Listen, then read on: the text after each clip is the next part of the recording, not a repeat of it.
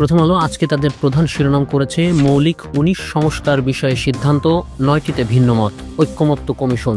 ৩ বাহিনীর প্রধান সহ ৫টি প্রতিষ্ঠান নিয়োগের বিষয়ে ঐক্যমত হয়নি। অন্য ৭ প্রতিষ্ঠানের নিয়োগে রাষ্ট্রপতিকে ক্ষমতা দেওয়ার সিদ্ধান্ত হয়। আগামী কয়েকদিনের মধ্যে জুলাই জাতীয় সনদের একটি পূর্ণাঙ্গ রূপ দেয়া হবে, এরপর তা দলগুলোকে দেয়া হবে। তার ভিত্তিতে জাতীয় সনদ স্বাক্ষরের ক্ষেত্রে অগ্রসর হওয়া সম্ভব হবে। এদিকে প্রথম আলো আজকে তাদের দ্বিতীয় শিরোনাম করেছে সমঝোতা না হলে আজ থেকে বাড়তি শুল্ক। ওয়াশিংটনে আলোচনা, শুল্ক হার কমানো নিয়ে যুক্তরাষ্ট্রের সঙ্গে বাংলাদেশের ৩ দিনের সময় শেষ, ফলাফল জানা যায়নি। এদিকে প্রথম আলো বড় একটা ছবি ছাপিয়ে সেই ক্যাপশনে বলছে, এ শহরের সড়ক, ফুটপাত, পদচারী, সেতু কোথাও প্রতিবন্ধীদের চলাচলের জন্য উপযোগী নয়। এমনকি সরকারি বেসরকারি ভবনেও তেমন নেই প্রতিবন্ধী বান্ধব চলাচলের উপায়। বৃষ্টি ভেজা পথে সড়কের এক পাশ দিয়ে অন্যান্য যানবাহনের সঙ্গে হুইল চেয়ারে হাতে প্যাডেল চালিয়ে যাচ্ছেন এক শারীরিক প্রতিবন্ধী। বিএনপির আপত্তি সহ পিআর পদ্ধতিতে উচ্চকক্ষের সিদ্ধান্ত। সমকালের আজকের প্রধান শিরোনাম, ঐক্যমত্য কমিশন, সংবিধান সংশোধনে উচ্চকক্ষের সমর্থন লাগবে, বিএনপির না। এমপিদের গোপন ভোটে রাষ্ট্রপতি নির্বাচন, নিয়োগের ক্ষমতা বাড়ছে রাষ্ট্রপ্রধানের। এদিকে সমকাল তাদের দ্বিতীয় শিরোনাম করেছে বহুমাত্রিক দারিদ্র্যের মধ্যে ৪ কোটি মানুষ। দেশের প্রায় ৪ কোটি মানুষ বহুমাত্রিক দারিদ্র্যের মধ্যে রয়েছে। প্রায় ২৪% বা প্রতি ৪ জনের মধ্যে একজন মানুষ বসবাস করছে বহুমাত্রিক দারিদ্র্যে। এ ধরনের দারিদ্র্যের হার শহরের তুলনায় গ্রামে প্রায় দ্বিগুণ। প্রাপ্তবয়স্কদের তুলনায় শিশুদের মধ্যে সবচেয়ে বেশি, আর সবচেয়ে বেশি দারিদ্র্যের হার সিলেট বিভাগে, আর জেলা শহরের হিসেবে সবচেয়ে বেশি বান্দরবনে।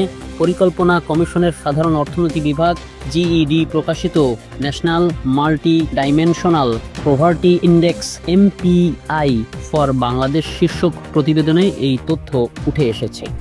গতকাল শাহবাগে জুলাই যোদ্ধারা যে অবস্থান কর্মসূচি করেছিল তা নিয়ে আজকে যুগান্তর তাদের প্রধান শিরোনাম ছাপিয়েছে এবং বড় করে ছবি ছাপিয়ে সেই ক্যাপশনে বলছে, জুলাই ঘোষণাপত্র ও দ্রুত সনদ বাস্তবায়ন দাবিতে বৃহস্পতিবার শাহবাগে জুলাই যোদ্ধাদের অবস্থান। যুগান্তর তাদের দ্বিতীয় শিরোনাম করেছে কর্মসংস্থান বিনিয়োগে মন্দা, দেশের সার্বিক অর্থনীতির হালচাল। অন্তর্বর্তী সরকারের 1 বছর অর্থনীতিকে 3 চ্যালেঞ্জ মোকাবেলা করতে হবে। ডলারের দাম স্থিতিশীল রাখা, বৈদেশিক মুদ্রার রিজার্ভ ঊর্ধ্বমুখী করা, বৈদেশিক ঋণ পরিশোধ বাড়িয়ে চাপ কমানো, মূল্যস্ফীতির হার নিম্নমুখী করা, ব্যাংক দখল ও লুট বন্ধ করা, ব্যাপক সংস্কার কার্যক্রম চলমান। 2 কক্ষের সদস্যদের ভোটে নির্বাচিত হবে রাষ্ট্রপতি।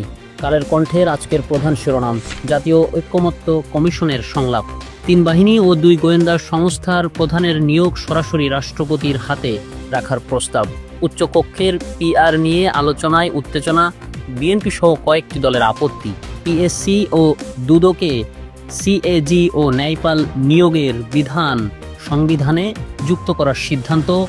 নোট অফ ডিসেন্ট সহ 19 বিষয়ে ঐক্যমত্য। আলী রিয়াজ।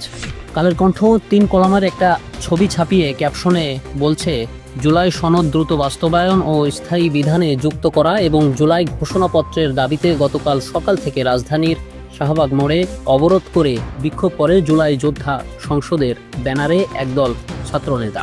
এদিকে কালের কণ্ঠ আজকে তাদের আরেকটি শিরোনাম ছাপিয়েছে, হাসিনা রেহানা পরিবারের 7 সদস্যের বিচার শুরু, প্লট বরাদ্দে জালিয়াতি, 23 আসামির বিরুদ্ধে গ্রেপ্তারি পরোয়ানা জারি।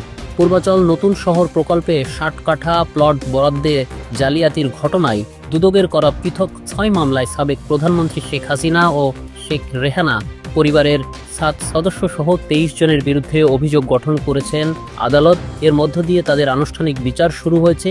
গতকাল বৃহস্পতিবার ঢাকার 2 পৃথক বিশেষ জজ আদালত তাদের বিরুদ্ধে অভিযোগ গঠন করেন।